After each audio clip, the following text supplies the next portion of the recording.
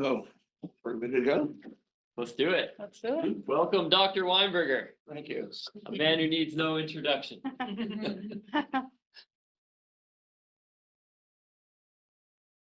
Yeah, it's only been 8 years since I've been here. Has it? 66. Jeez. Iowa City looks like that. What's that?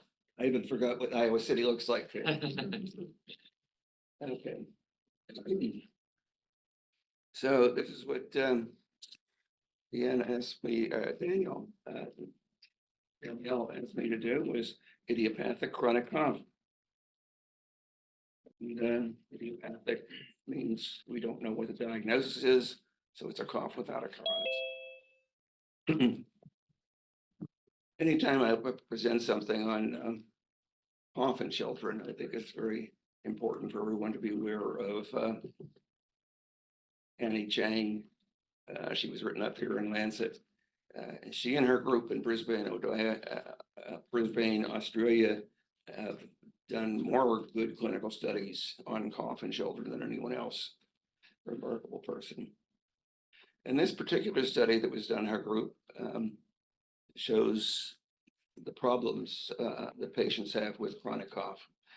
She looked at 190 children that came into the clinic who were into clinics that had been coughing for more than 4 weeks, which is the definition of a chronic cough as opposed to an acute cough, at least in children. In adults, 8 weeks is considered chronic cough, as they tend to have longer symptoms after a usual URI. So this is a tertiary care clinic. Median age there was 2.6 years, which means that a lot of the kids were younger. And important thing here is greater than 80% of the children had more than 5 medical visits. 53% had had more than 10 medical visits. And of course, it impacted school and sleep.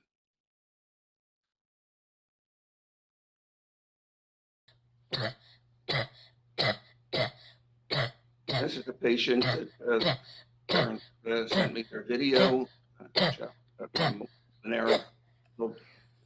Doctors. 10-year-old boy with almost a month of coughing. Family contacted me last year. Cough persists daily during most waking hours. Was unable to attend school with this degree of cough. And of course, he had anxiety and stress because he was very concerned about his schoolwork. Importantly, he had no cough when he was sleeping. I'm going to mention that several times because it's a sine qua non of this particular type of cough. So this happens all over the world. And this one from Mumbai, India. 11-year-old from Mumbai. The second episode he had this previous year with a few months of cough after one has been going on for 3 months. And an interesting thing about some people with Habitat syndrome, have it repeatedly and they get cough cold. Seems like there's some flexibility. Had more than 800 coughs per day, no cough when sleeping again. And this is not, one thing we've been finding the last year or two is it's not limited to children.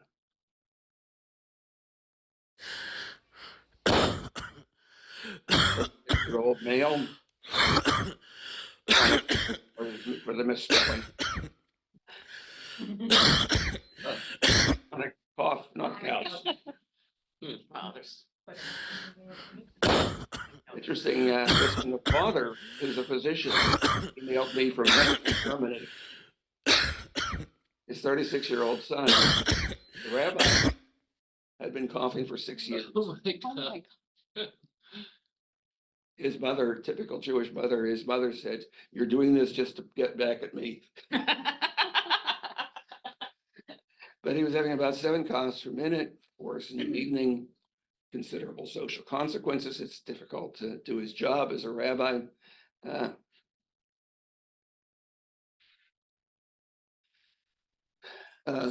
so the point there is this is not limited to children, we've been finding. A habit cough is what you call a functional cough. This means it has no organic basis. It's defined, the definition we've come up with, a daily repetitive non-productive cough. And again, that is absent during sleep. It's a sine qua non. And I didn't mention here, it's non-productive, it's a dry cough. Commonly what honking or barking sound is common, but sounds vary. I mean, I have a slide that I'm not going to show because it takes too long, showing the different sounds of cough that they get. They're not all the same, but what you heard of the 3 I put in, that's fairly typical. Interestingly, that a lot of people in current years have still not been aware of a habit cough, although pediatricians and pediatric pulmonologists particularly are getting pretty much aware of it because of the work we've published in the past. But it's been going on for a long time. Here's one from an old book that my colleague found. A patient would start with a cold, the cold would go away, and the cough would persist. That's a habitual cough. And then last century, 19th century, this one was very interesting. Charles Crichton described a habit cough, a reflex effect persisting after the cause is gone or an acquired habit. And it turns out to be very insightful. And he said the treatment is to break the habit, which in fact is the crux of current treatment. The person who deserves a lot of credit for where we are today is Bernard Berman, who was an allergist in Boston, no longer with us. Over 5 years, he had seen 6 children in his practice with frequent non-productive daily barking cough, absent once asleep. Ages 9 to 13, 3 boys, 3 girls, coughing stopped by what he called, and I quote from his article, the art of suggestion. He considered the nomenclature, what to call these, because occasional earlier case reports had called them psychogenic and sometimes a tick cough. They said it's obviously not a tick, it's a cough. You can have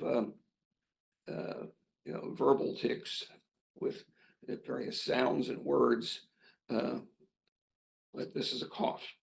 That's all the characteristics of a cough. Takes a deep breath, close your glottis, and then suddenly release it. It's a cough.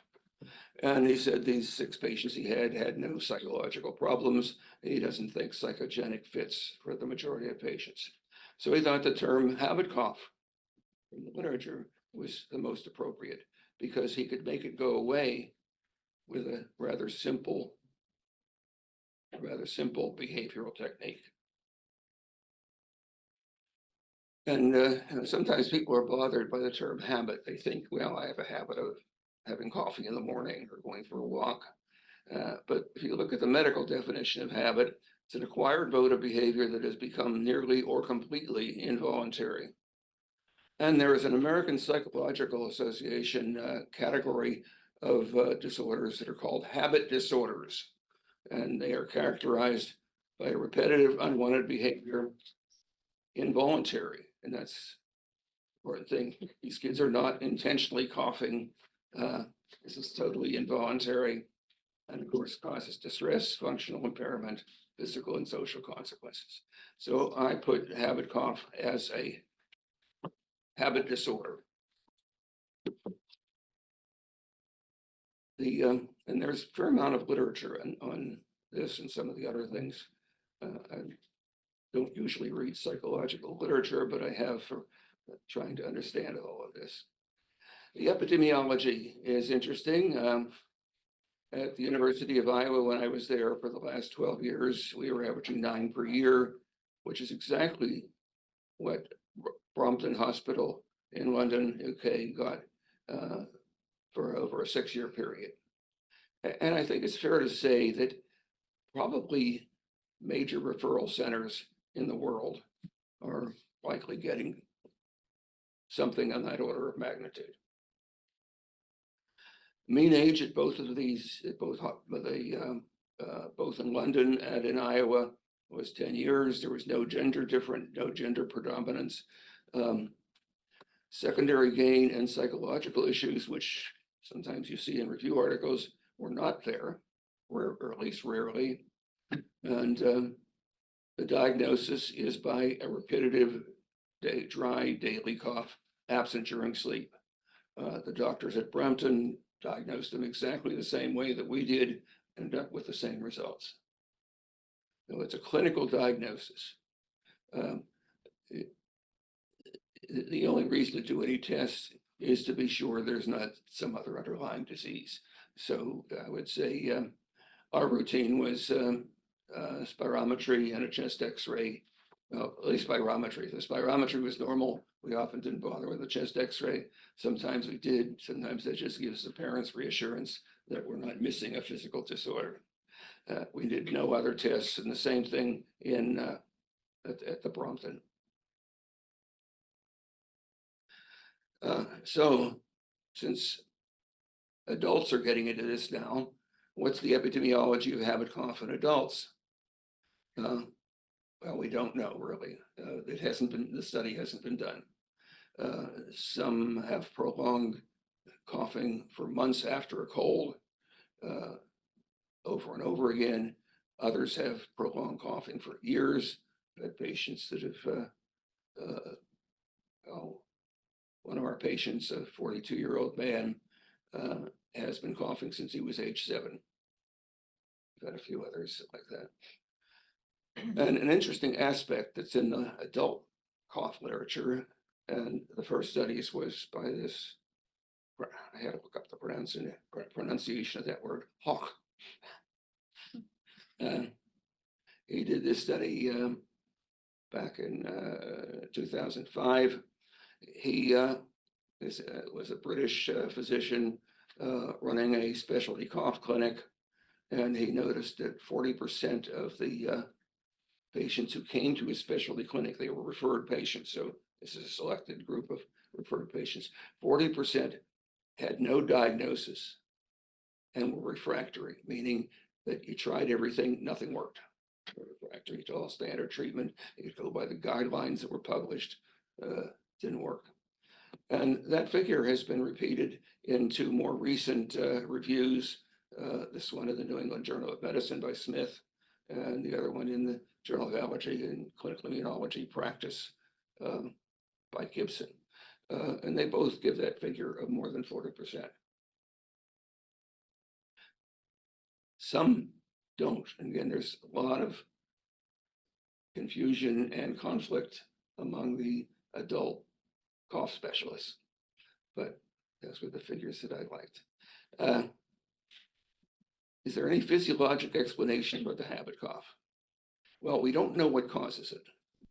We know it starts with a cold, almost always with usually just a viral respiratory infection. It started with COVID in some cases, which is really in a kid who's just a cold. But almost any viral respiratory infection has been associated with it. But there are there's some interesting publications which I think provide some information.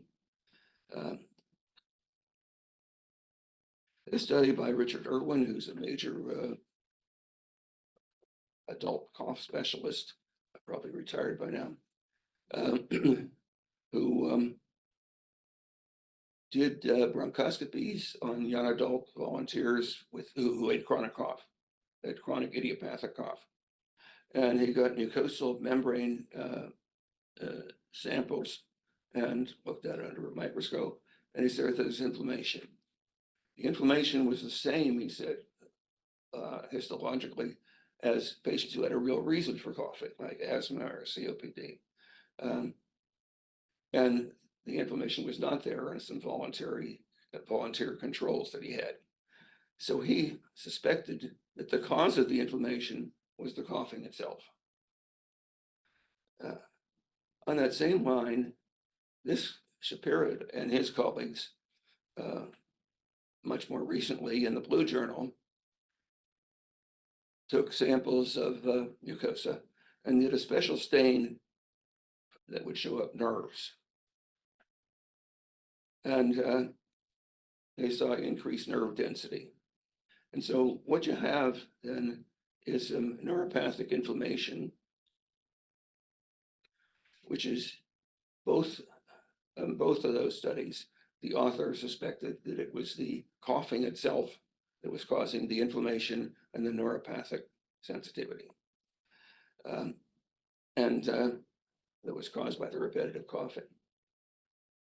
But it's also quite likely that that feeling of neuropathic inflammation is something they feel, because a universal part of these patients is they feel something. There's something there that makes them cough. Both the adults and the kids have that.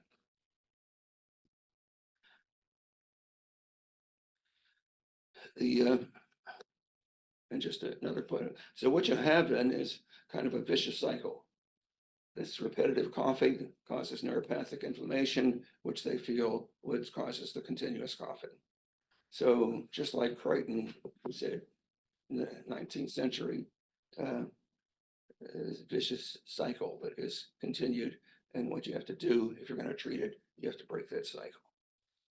Do you think that inflammation can be caused by like a physical change in the structure? Because that noise to me connotes that there's like mucosa touching each other, or like the trachea is touching each other. Could it be tracheomalacia? Well, not as a secondary cause, meaning there wasn't tracheomalacia to begin with, but once you have that protracted cough, is there like structural damage? I have bronch a lot of these kids. Not all of them, because most of them, the diagnosis is made clinically. But I've certainly seen, tracheomalacia as a cause of cough. But I don't think that that's a major thing. There's inflammation there. It might be causing, so you think it may be causing some secondary tracheomalacia. That's what I've always wondered, might because be. that noise is so violent, but it's kind of simplistic too to say, okay, it's touching itself that causes damage. We have this data, and that's all you got.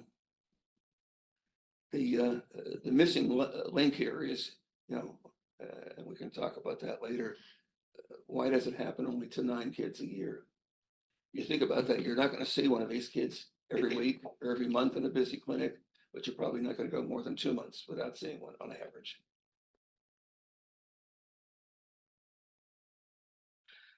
So my first publication, although I've been involved with treating habit cough ever since I came to Iowa, I knew a little bit about it from, I won't go into the whole story, but where my background comes from. But we were routinely treating the patients with our version of suggestion therapy. And this was an index case for this particular patient, a 15-year-old with months of intractable cough, a very intelligent girl from the northern suburbs of Chicago. We happened to have a former resident who was up there in practice, and he knew me, so we sent it down. Cough stopped within 15 minutes of suggestion therapy, as was fairly typical. And my fellow, Boris Lakshin, said it's the first one he'd seen, and it's pretty impressive. The parents, I have them sitting back, and it's a jaw dropper. They've been coughing continuously, and they stop. He said, "Is the quick fix permanent?" So of course I did what you're supposed to do with fellas. I told him, "Go find out." So he looked backwards. This was before electronic medical records, and he manually reviewed some of our clinic charts, found some with habit cough, ages 6 to 17, It had been our routine that when we would see one of these patients, one of our nurses would contact him a week later. And that week later, the history was there were no symptoms and 8 with very minor self-controlled symptoms. Boris was able to contact him and had the patients at an average or a median of 2.2 years later. And What is suggestion pair? the 6, you were able to contact 7 of them later, an average of 2.2 years later. 7 of them had 6 of them had no symptoms at all, and 1 had very minor occasional self-referral symptoms. Our second author here was our clinical psychologist. He gave the parents or if the patient was old enough, what's called a psychological test called an SCL-90 designed to identify other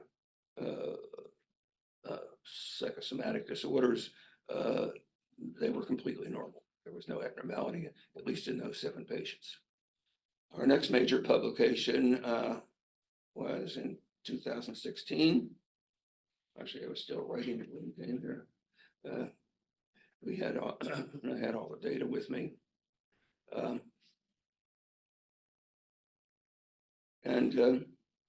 We actually had 140 diagnoses through our electronic medical records over a 20-year period. Look through the ones where, this was a retrospective study, we looked at the ones where it was clear they were coughing, and I wasn't the only one seeing, by the way, 5 other people. So whoever over the period of time was, had diagnosed them was treating them. Coughing was observed in the clinic chart in 85 during the clinic visit, and in 81 of 85, 95%, the cough was stopped with 15 to 30 minutes by whatever clinician was seeing them. I probably saw maybe more than others, but I had other fellows who were seeing a lot also, other faculty and faculty mainly. And because we knew the urge to cough continued in many patients, we used what is called auto-suggestion. Essentially, that was telling them, you stop coughing. What we did here, you can do on your own at home. And just go off a quiet place and concentrate for 15 minutes, just like we did here. And if you do that over and over again, some patients need to do that. Especially some of the older ones. Interestingly, younger kids, 6 and 7, are just so suggestible as their age. I mean, it's the age when they're learning to talk, they're learning all sorts of things. The brain is soaking everything. And often they very quickly quiet. When you get into adolescence, they often had to work at it for a few days and do these auto-suggestion. Next page of this story is came in February of 2019. I had started getting occasional emails from parents who looking for an answer for their kid, and they ran across my publication, and this particular one had some very impressive positive consequences afterwards. This is the first time that I ever did suggestion therapy remotely. Before, it had always been with a kid in a clinic. Do you want to give an overview? Can you give a little bit more overview of what suggestion therapy I will. is? I'll get to it. Okay, I will show you an example. We did it for over 3 minutes. Okay. Did it get a little bit easier that time? Second. So this was the first one. The father called me in February of 2019, said her 12-year-old girl had been coughing for 3 months, driving everyone crazy, and she wasn't able to go to school. It was obviously a lot of disability. And so for the first time, he was in Maryland, I was in San Diego. And so the only way I could do anything was to try it as a video con.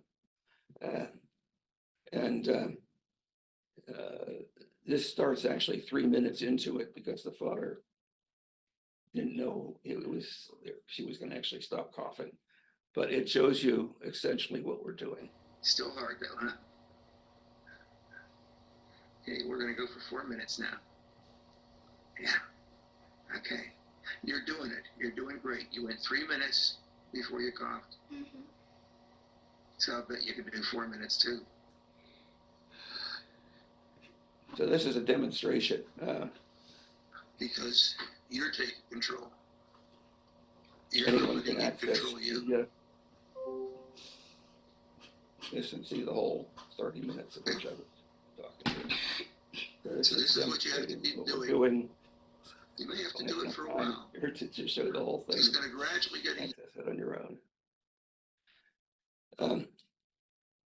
So the next thing that happened, the father is a very interesting person, Dennis Bittner. He once he had that video and he was so impressed because he'd been to a bunch of doctors, no one had done anything, the coughing stopped. And he put that video on YouTube and also on his own website, which he calls habitcough.com. So it's available to the public. And what we started seeing was people started contacting me, parents of kids with habit cough and adults, saying they saw the video and they were able to do the same thing on their own and they stopped coughing. Weird. So that was what I titled that article, Unexpected, and it was unintended. We didn't know this was going to happen. This is something we ran across, but it was very good. Here's just some examples of, this is from an email I got, segments of an email talking about Riley, 7 years old. A few months back, she had a really bad cold, and after a few weeks, the cold symptoms went away, except for that cough. There was no stop for it, just so much coughing. And the mother goes on to say, I finally decided to just pull up your video on YouTube. We all sat there and watched it. It was very emotional for all of us. And at the end, Riley was in tears saying, I can hold the cough back. And the mother said, this is 4 days. She sends this 4 days afterwards. And she says, since then, there's been no coughing.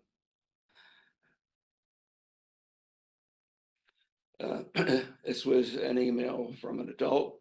I'm a 30-year-old who suffered a chronic cough for almost 2 years. In that time, I saw numerous doctors, took many medications, and had medical procedures done in an attempt to end some of these cough, all to no avail. I found your website, watched Bethany with Dr. Weinberger. I followed the procedure and saw the effects almost immediately. I am truly amazed that such a simple procedure at no cost with no medication can be so effective. This is just another one that go through the whole thing, but the mother had some connections with the newspaper. The Scotsman was the Scottish daily newspaper, and her call for a year until she was cured by a 10-minute video call. So that was in Scottish newspaper. Now this is, we've been keeping track of those where we have confirmed information from the family. In other words, the email we would get is convincing that they watched the video and it helped them stop coughing. A few of them also wanted to talk with me, and so I talked with them, and I think, look, there were 18 out of almost 100 parents and almost 40. So the blue is adults, and we've talked to a lot of them. Some of them just want to talk and learn more about habit cough, even though they've been impressed by able to stop their coughing from watching the video. They figured, I mean, one adult said, if a 12-year-old girl can do that, why can't I? And one other thing we've done that's very interesting, this is my colleague who has done this. This is Bethany's father, father of that first girl. He's got an adult, the parents of many of the children to volunteer to make overlays onto the Bethany video that you saw the sample of. And it's now, so now you can see me talking, and I'll show you one of these. Has me talking in German, Mandarin, North Macedonian, Spanish, Turkish, Hindi, Gujarati. Gujarati is a state in England and in India, sorry, Polish and Portuguese. And this girl here is her name, is one that I talked to and got her to stop coughing. Parents are both doctors from the state of Gujarati. She had typical story, respiratory infection, greater than 6 weeks of coughing. She was coughing 5 to 6 times a minute. She had no fever, no hospitalized for continuous coughing, given corticosteroids, IV antibiotics, much more. They tried everything, nothing stopped coughing except sleep.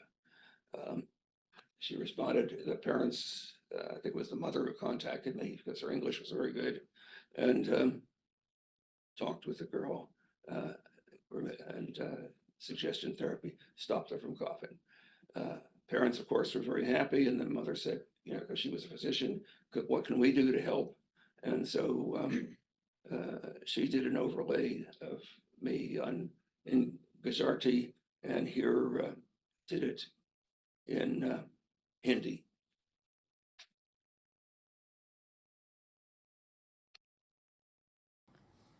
ठीक है, कुछ समय के लिए हम एक कोशिश करेंगे जिसमें हम पानी पिएंगे और मुंह से सांस लेंगे, और इस दौरान मैं आपकी मदद करूंगी।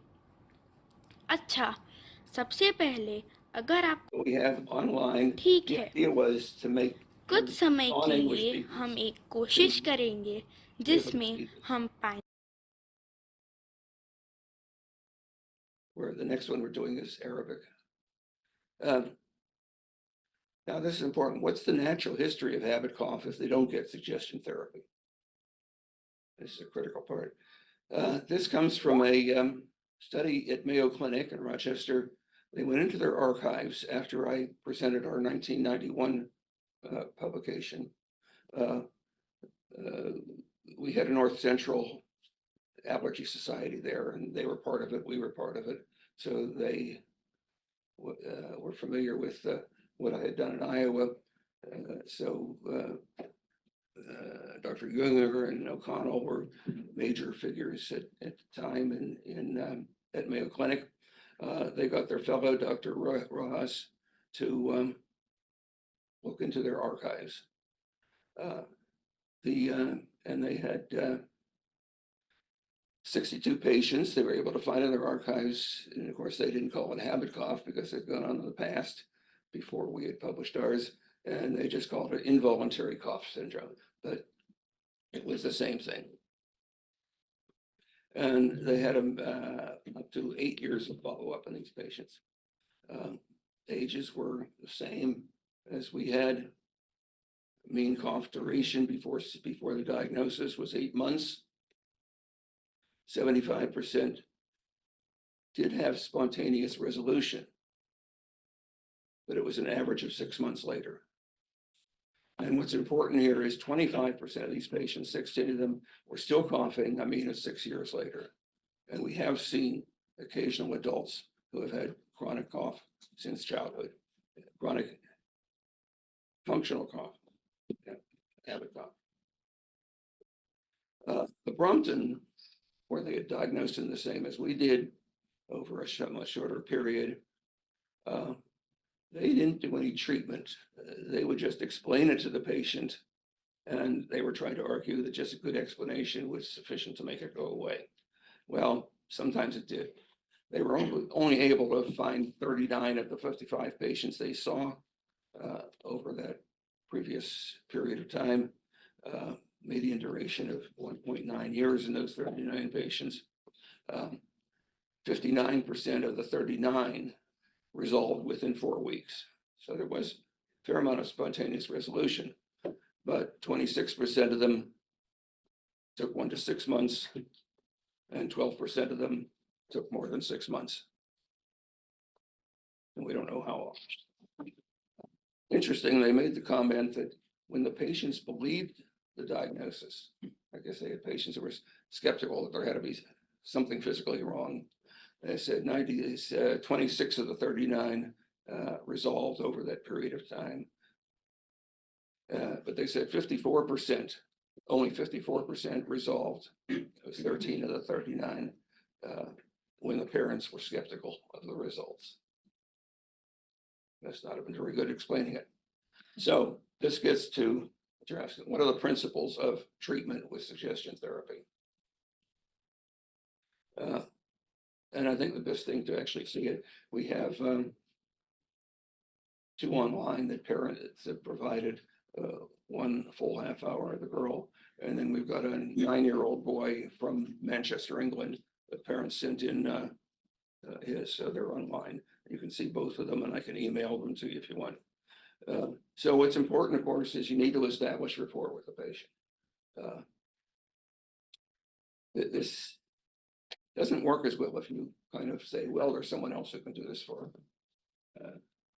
And I think the physician seeing the patient is in the best position because they've got a detailed history, they've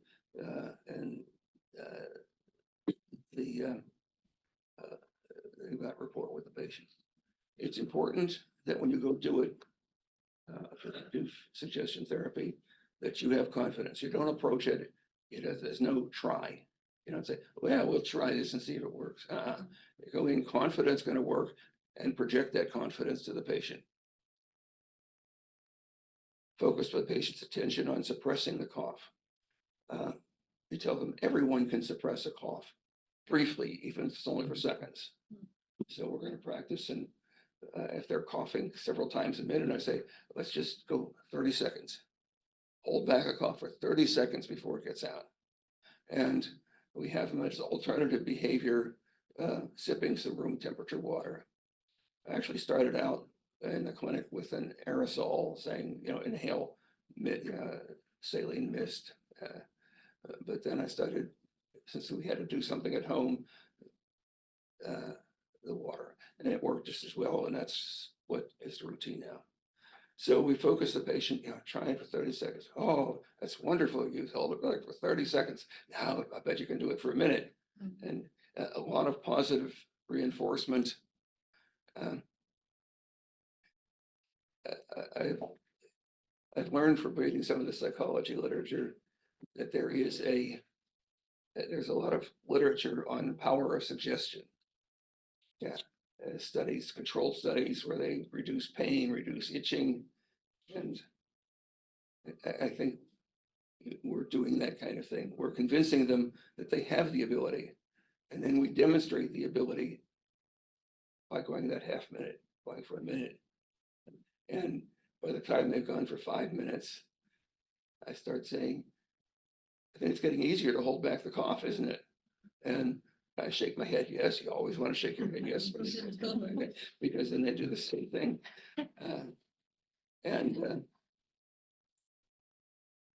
Once they go 10 minutes, I'm saying, you think you can do this on your own at home now? And of course, now, and then we focus on what we're doing it now, you can do on your own at home if you still have the urge to cough. And we know from talking with some patients that the feeling that makes them cough can last for up to a month. Bethany, the first girl we did, a 12-year-old girl, father said it was close to a month before she'd stop having the urge, she said. And I talked with one 24-year-old lady, 24-year-old woman from Singapore, And she gave a nice description. She said, and she had stopped coughing from watching the video, but she wanted to talk to me. She said in 3 weeks, she started having an occasional day where there was no urge. And in 4 weeks, the urge was gone. It really sounds like there's something healing up there. And I often, one of the things I say to the kids, and even some adults, well, the kids especially, you've had mosquito bites and they itch, right? And the more they itch, the more you scratch them. And the more you scratch them, the more they itch. And they don't heal up until you stop scratching them. They like that analogy. It goes over well with the kids. So again, reinforce even brief success. Emphasize that the patient is controlling the cough. I'm not doing it. I can't control your cough. I can guide you a little bit. And in the majority of cases, within 15 minutes, they stop coughing. And again, we emphasize the auto-suggestion. Auto-suggestion is what I've said, the practice for 15-minute periods, quiet location, no attractions. Again, the water, some doctors I know have said, well, this is the water that does it, and they kids just take water. No, it's not the water. That's an alternative behavior.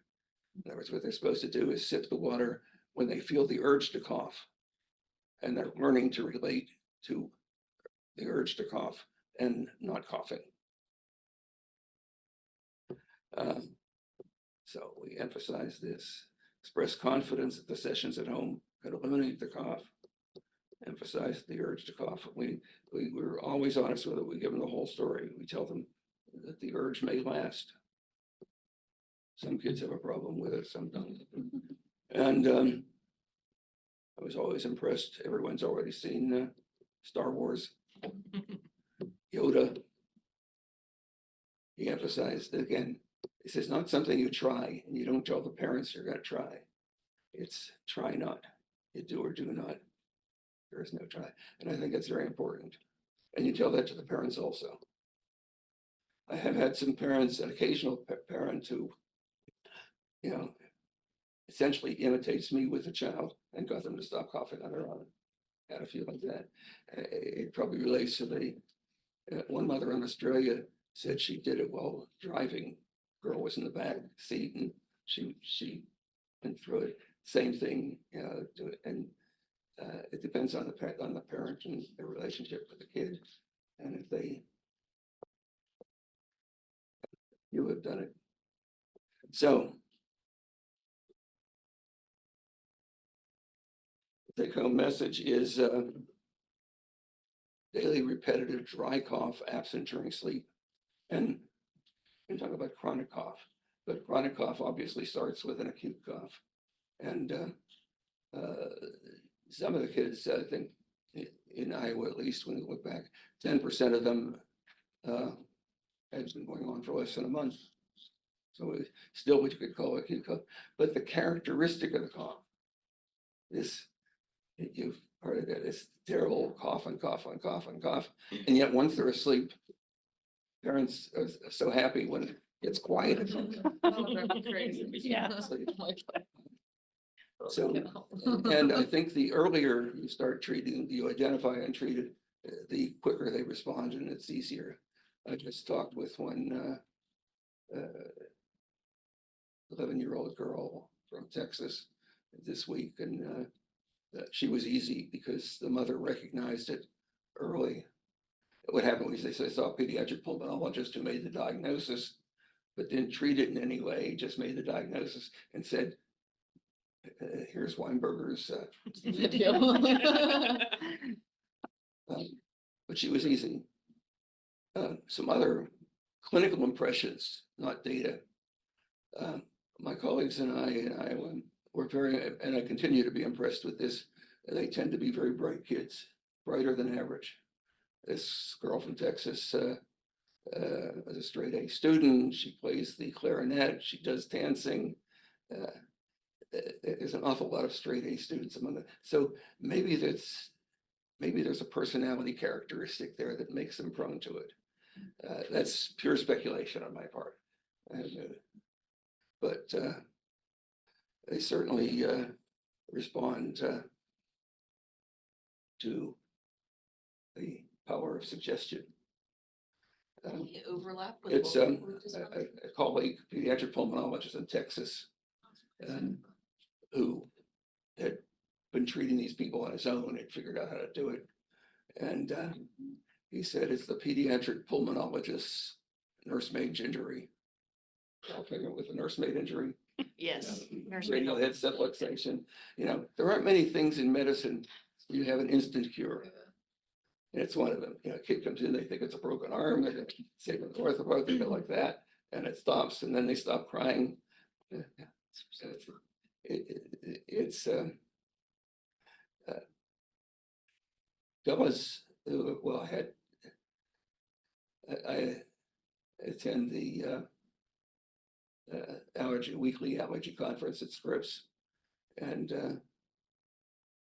one of the allergy fellows that was there, it was a good example of what happens. She said she had one of those patients, she stopped them and she was so happy because it's a tremendous feeling of satisfaction being able to cure someone in minutes. Sophia had a question. Is there any overlap with vocal cord dysfunction? Is there any overlap with vocal cord dysfunction? Because if we're thinking about like the straight A students that are, you know, doing multiple extracurricular activities, like very driven students. Well, I think, you know, keep in mind, this is a clinical impression we've had. That's our data. If I still had been in Iowa, I would have gotten together with with one of our psychologists and looked into it more. But it's my faculty and I, you know, had a strong impression. Not always, but it was pretty consistent. And this girl from Texas, and again, she had been coughing for less than a month, and she responded very quickly. So the earlier you do it, the better. The ones that have been going on for, in Iowa, we had 18% of that 140 patients had been coughing for a year or more.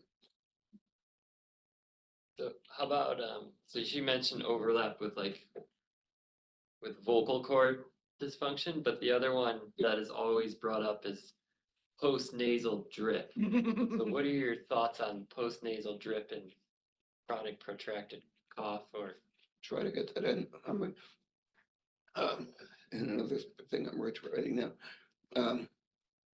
There are two things that have been very common when you, especially when you read some of the adult literature. They said the major problems that cause chronic cough are asthma, postnasal drip, and gastrointestinal reflux. Okay. First of all, I'm sure we've all seen asthma, and coughing at night is a major problem with coughing with asthma. But if you're not sure, get a week of prednisone, cough goes away. It's asthma, treated as asthma, cough doesn't go away. It's not asthma, it's something else. And that was actually this publication with adults quite a while ago. Some of the recommendations are, well, give them 2 weeks or a month of inhaled steroid. But to give them an inhaled steroid, you're having to give them a 300 to 400 device. You've got to teach them how to use it right. Prednisone is a hell. Prednisone or dexamethasone is a lot easier, and that's a good diagnostic. It's a good diagnostic trial. If they're coughing, they're probably going to start clearing in 2 or 3 days. If it's asthma, postnasal drip and gastrointestinal reflux are bullshit diagnoses.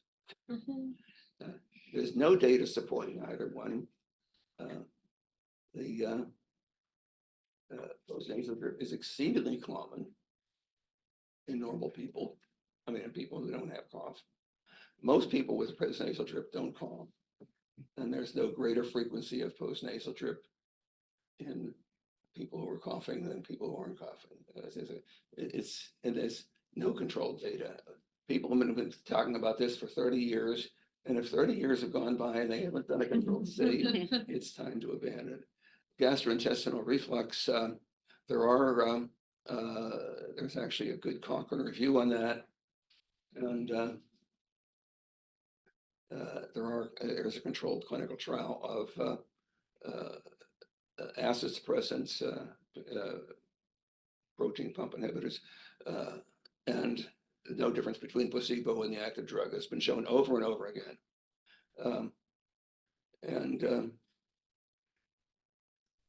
The Cochrane review ends up saying that if someone has reflux symptoms, treat it, but don't expect the cough to get better because of that.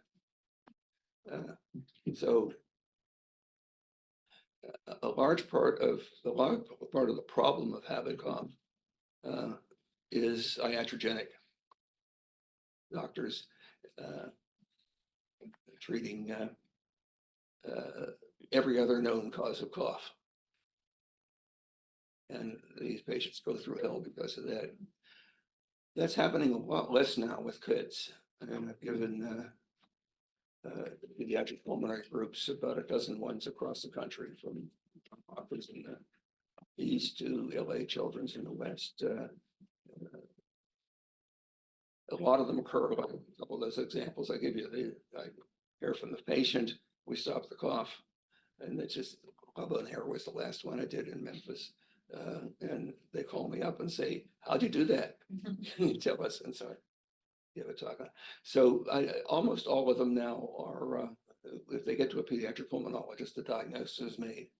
But some of the pediatric pulmonologists don't, at least some of the ones who get back to me, haven't treated them. They call Dr. Weinberger. Well, that's fine if it's an occasional one. I certainly am not in a position to see more than, during the busiest season of viral respiratory disease, I sometimes have been getting about 2 a week. But I think that's decreasing. I think more and more of our colleagues are treating it, what I hear. Okay, Problem well, is getting to adult pulmonologists, that's your next because frontier. I think Get them on they, Instagram. I think they think we're just baby doctors and they don't want to listen. Well, our hour is up. Great talk. Thank you. Thank you so much.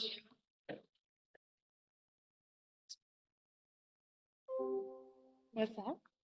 I don't know whether someone did send the link to the head of adult pulmonology here. What's that?